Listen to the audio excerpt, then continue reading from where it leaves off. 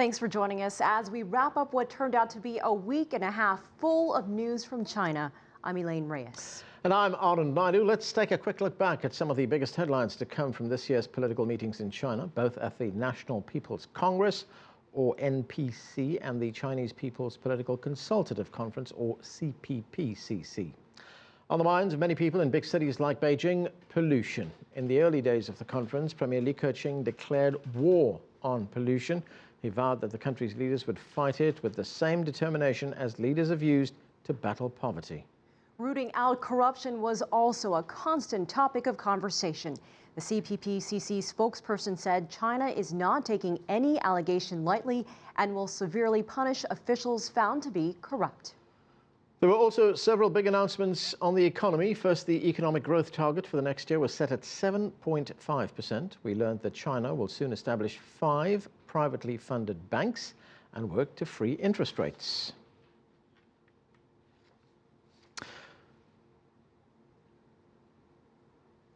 And as we mentioned a moment ago, pollution continues to plague parts of China. Let's go to Zhang Nini in Beijing, and she will have a wrap of what's been happening these past few days in the Chinese capital. Nini?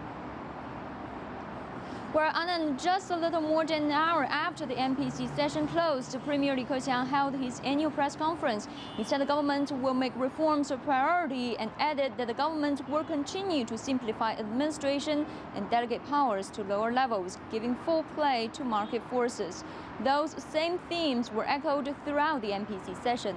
My colleague Han Bin looks back at this year's meeting. Hopes are high for China's new administration on deepening reforms. This session is being hailed for the clarification of policies and targeted measures.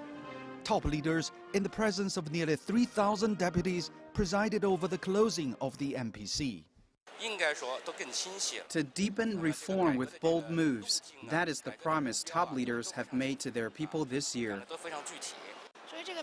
The government report addresses issues the ordinary citizens really care about, like medical care, education, and housing. After nearly 2 weeks' review, the government's blueprint has won overwhelming support from lawmakers. From streamlining administration to poverty reduction, the leadership has placed the focus on an ambitious reform drive while maintaining micro-targets and policies to safeguard stability. We need to continue to face new challenges and to improve our things. Reform is an endless effort. It will be with us all the time. Reforms will focus on a number of areas. They include state-owned enterprises, financial liberalization, further opening up, and improvements to social welfare systems. In the fight against corruption, the government says the biggest challenge comes from within. Deputies say punishment alone will not get to the root of the problems. What's needed are legal regulations and effective supervision. Insist on improving the system, ruling out, removing all the loopholes that allow opportunity for corruption, simplifying the procedures so that the opportunity of abuse of power by the officials is reduced. 1 year into the new administration, China's leadership has remained its commitment to reform while maintaining a pace of growth and development.